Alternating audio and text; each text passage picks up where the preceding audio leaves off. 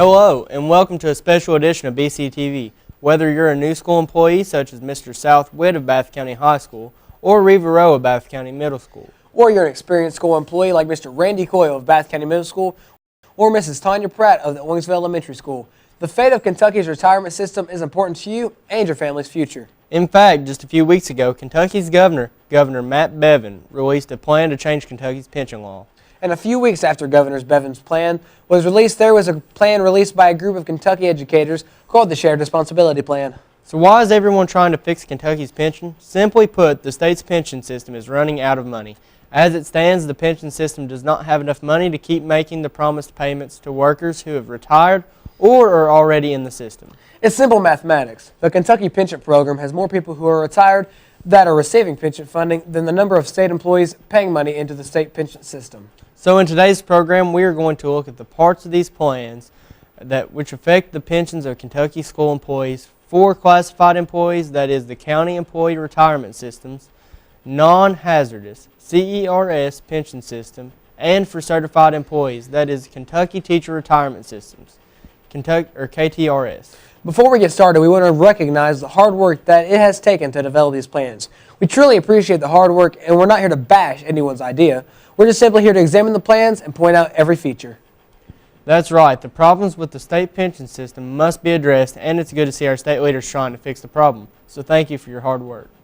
Let's take a look at Governor Bevin's plan. The plan has some current and most future employees enroll in a plan that requires them and their employers to contribute a portion of their paycheck to an investment fund that would be managed individually. Benefits will be paid out based on how much an individual has in their account, and the state wouldn't be responsible for paying benefits during retirement. This is called a 401A plan. Basically, if the investment does well, then you have a good pension. However, if the investments don't do well, then your pension could be lower than expected or nothing at all. The Shared Responsibility Plan leaves most retirement benefits in place for current and retired teachers, and allows incoming teachers to retire with roughly the same payment as the current retirees. Advocates of the Shared Responsibility Plan acknowledge that the plan doesn't do any more to address the funding problems in the state's public teachers and support staff than the draft bill released last month by Governor Matt Bevin's office. But it assumes that lawmakers would also come up with new money by modernizing Kentucky's tax system to generate money to help plug the multi-billion-dollar gap in the state's 8 retirement systems. In the CERS pension proposals in Governor Bevin's plan, there would be no reduction in cost of living adjustments for current retirees. There is no change to retirement age. Tier 1 employees, those employees whose participation date is before September 1st, 2008, will be able to accrue full unreduced retirement eligibility at 27 years of service or age 65 within the current defined benefit program. Remember that the participation base or date is when the employee began paying contributions and earning service credit with KRS. This date may be different from the higher date. Tier 2 employees whose participation date falls between September 1st, 2008 and January 1st, 2014 will be able to accrue full unreduced retirement eligibility with the Rule of 87, which is age plus years employed or age 65 within current defined benefit program. Tier 3 employees whose participation date is after January 1st, 2014, and new employees hired after July 1st, 2018 will immediately enroll in the new 401A retirement program. Wait a minute, so even if I have been paying into the old CERS pension plan for 3 years, I must start in the new 401A program just like a new employee? That's exactly right. And under Governor Bevin's proposed plan, all employees classified and certified will contribute 3% of their salary as additional contribution to fund retiree health care programs. What is the retiree health care program? Governor Bevin's plan doesn't explain what the retiree health care program will do. Future retirees will also have their pensions suspended if they accept full-time positions in the public sector for duration of their reemployment. Wait a minute, if I'm a retired employee and I get a new job, any job, my pension's suspended? Correct. All future retiree, classified, and certified school board employees who work more than 100 days will not receive their pension while they're employed. Also, under Governor Bevin's proposed plan, there will be a cap on sick leave for classified and certified employers. 2 sick leave balance occurred on June 30th, 2018. Sick leave credit will no longer be used to determine retirement eligibility effective for retirements on or after July 1st, 2018. So if there isn't any reason for me to use not to use my sick days, then why wouldn't I use every sick day possible before I retire?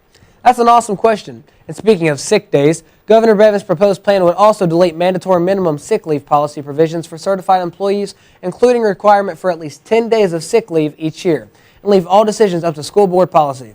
This means a certified employee may receive 10 sick days, maybe more than 10, or none at all. Oh, so certified employees don't need to worry about sick leave credit for retirement because their school system won't be required to give certified teachers any sick days anyways? It should also be noted that under Governor Bevin's proposed plan, there would be no Social Security coverage for current or future teachers. I did see where current teachers who have 27 years of service or are age 60 with 5 years of service as of July 1st, 2018 may elect to contribute 3 additional years into the current pension plan. Current teachers would also receive sick leave service credit at retirement and sick leave paid to teachers who retire on or before July 1st, 2023. Current certified employees under Bevin's proposed plan would receive a pension based on the average of their highest 5 years' salary or the average of their 3 highest years' salary if they are age 55 or more with at least 27 years of service, provided the member retires on or before July 1st, 2023. Okay, so let's take a look at the Shared Responsibility Plan. The Shared Responsibility Plan includes new tiers for new teachers and employees. A rule of 85. With workers needing their age and years of service to add up to 85 to get unreduced benefits, the state would not be responsible for any unfunded liability.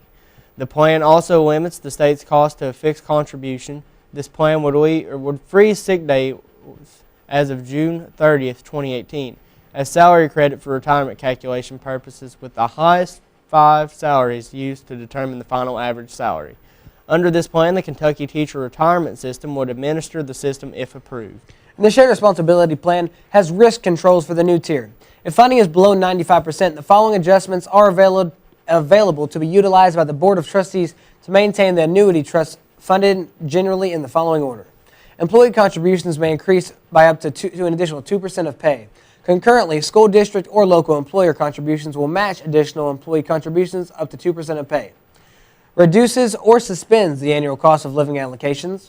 Reduce future service retirement factor and increase retirement rule of 85. So as you can see, the Shared Responsibility Plan does truly share the responsibility. That sounds fair. The state is keeping their promise to current employees. But can the Shared Responsibility Plan actually work? Well, here's what's interesting. According to WKYT in Lexington, and I quote, an analysis of Governor Bevin's plan to overhaul the retirement system for public school teachers shows it would cost taxpayers an extra $4.4 billion over the next 20 years. Wow, that doesn't sound good at all. The consulting firm of Kavanaugh McDonald also figured Bevin's proposed changes to the teacher retirement system would leave it at 71.3% funded in 2038, a deficit of $11 billion.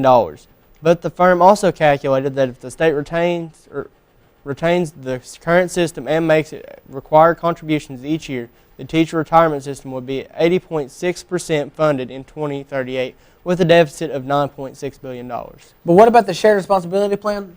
According to Tom Shelton, Ph.D., Executive Director of Kentucky Association of School Superintendents, and I quote, it is expected to cost no more than the TRS Defined Benefit Plan, which we are currently participating. Also, the Shared Responsibility Plan caps the state cost for new hires while eliminating their risk. Well, I, for one, hope that the Kentucky legislature chooses a plan which is the best not only for the pension system and the state employees, but hope that they also choose a plan which is best for the future of the educational system and the students of Kentucky schools. With that, we want to once again thank all the people who worked to develop the two plans, and we hope that this program has given you some insight on the future of the Kentucky pension system. And remember, as Eva Murray once said, a good teacher who can take the zero pay and help kids develop physically, emotionally, and socially is literally an angel. Have a good day, and we'll see you next time on BCTV.